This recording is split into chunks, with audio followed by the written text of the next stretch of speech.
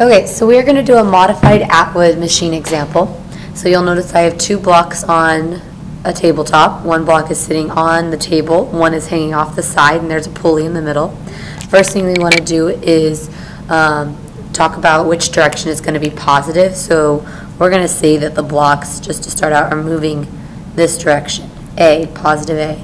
That means block M1 is going to move downwards. This is positive A. Okay? So let's go ahead, and first thing you're going to do is draw a free body diagram for both objects. So let's do object 1 first.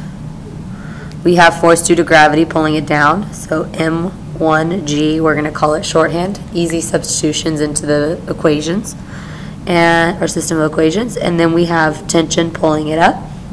And for M2, we have tension pulling it to the right and force of friction. Since we have a coefficient of friction right here, mu, we're going to have force of friction to the left. We have normal force pushing up on the block, and we have force due to gravity, M2G, pulling the block down.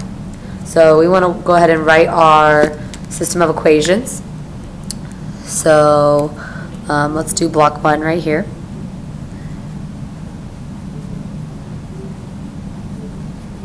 And block 2 up here.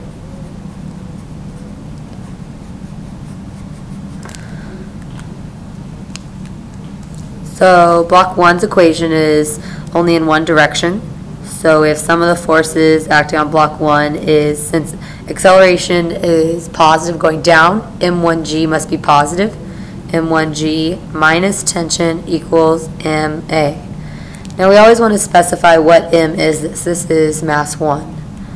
Okay, now let's go ahead and get our block 2 equations. Some of the forces on block 2 is equal to, tension is going towards the right in the positive A direction, so tension minus force of friction, which equals MA, M2A.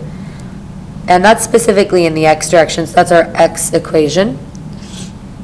We can rearrange this equation and solve for tension, because we ultimately want to find A. So we have two A's here, and we want to find what A is, but we have two tensions, so let's solve for one and plug it into the other equation. So tension is equal to M2A plus force of friction. Now we need to know, well, what is force of friction? Well, you may be able to do this in your head by now. You may know that force of friction is equal to mu times normal force, and normal force is equal to M2G. That's fine, but let me go ahead and write it out. So normal force minus force of gravity, M2G, is equal to M2A. And actually this block is not accelerating in the y direction. So this A is equal to 0. So our equation becomes Fn minus M2G equals 0. Otherwise, Fn equals M2G. Okay, now we can plug in. We know that force of friction is equal to mu times Fn.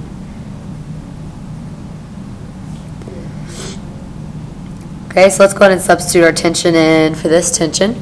So we get M1G minus, and then the whole tension, which is M2A plus mu times Fn, equals M1A.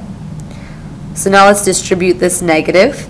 M1G minus M2A minus mu Fn equals M1A. And then we want to go ahead and substitute our Fn in the equation for our other Fn. M1G minus M2A minus mu times our Fn was M2G. And ultimately we want to solve for A. So let's get all of our A factors on one side of the equation. You'll notice that here's a factor with A and here's a factor with A. So let's add M2A on this side, add M2A on this side. You're left with M1G minus mu M2G on the left-hand side, M1A, add over M2A on the right-hand side. When you solve, you can pull out a common factor here. The common factor is A. So you're left with A times the quantity of M1 plus M2 equals everything on the left-hand side. That didn't change. And you want a by itself, so divide over m1 plus m2 on both sides. And you're left with a is equal to m1g minus mu m2g all over m1 plus m2. So there is our equation for acceleration, and yes, you should be able to do this with just variables, okay? We want to make sure we're practicing with just variables.